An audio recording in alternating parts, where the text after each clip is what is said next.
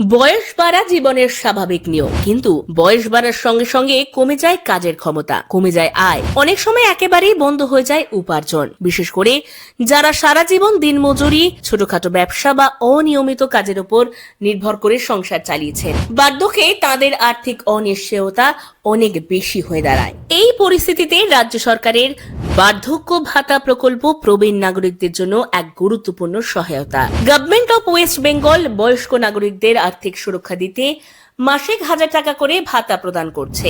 নির্দিষ্ট শর্ত পূরণ করলে এই অর্থ সরাসরি আবেদনকারীর ব্যাংক অ্যাকাউন্টে জমা হয়। ফলে লাইনে দাঁড়িয়ে টাকা তোলার ঝামেলা নেই, মধ্যস্বত্বভোগীর ভয় নেই, সবকিছু সরাসরি এবং স্বচ্ছ প্রক্রিয়ায় সম্পন্ন হয়। এবার আসি কারা এই ভাতা পাওয়ার যোগ্য। প্রথমত, আবেদনকারীর বয়স হতে হবে 60 বছর বা তার বেশি। দ্বিতীয়ত, তার নিয়মিত উপার্জনের কোনো স্থায়ী উৎস থাকা চলবে না। তৃতীয়ত, শারীরিক বা আর্থিক কারণে তিনি কাজ করতে অক্ষম হলে অগ্রাধিকার পাওয়া যায়। এবং অবশ্যই আবেদনকারীকে পশ্চিমবঙ্গের স্থায়ী বাসিন্দা হতে হবে। এই প্রকল্পের মূল লক্ষ্য অর্থনৈতিকভাবে দুর্বল প্রবীণদের পাশে দাঁড়ানো। তাই যদি কেউ নিয়মিত সরকারি পেনশন পান বা উল্লেখযোগ্য স্থায়ী আয় থাকে, তাহলে আবেদন বাতিল হতে পারে।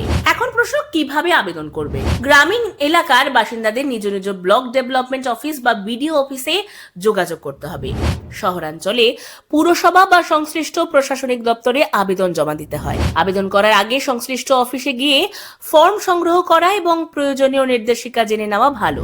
আবেদনপত্রের সঙ্গে কিছু গুরুত্বপূর্ণ নথি জমা দিতে হয়, যেমন Aadhaar card, voter card, digital ration card, ব্যাংকের পাসবইয়ের কপি, 2টি পাসপোর্ট সাইজ ছবি। প্যান কার্ড থাকলে ভালো, না থাকলেও সাধারণভাবে আবেদন করা যায়। খেয়াল রাখতে হবে সব নথিতে নামের বানান, জন্ম তারিখ এবং ঠিকানা যেন এক থাকে। ছোট ভুলও অনেক সময় আবেদনের বাতিলের কারণ হয়ে দাঁড়ায়। আবেদন প্রক্রিয়াটি সাধারণত 5টি ধাপে সম্পন্ন হয়। প্রথমে আবেদনপত্র সংগ্রহ, তারপর নির্ভুলভাবে ফর্ম পূরণ, প্রয়োজনীয় নথি সংযুক্ত করা, তারপর নির্দিষ্ট অফিসে জমা দিয়ে রসিদ সংগ্রহ।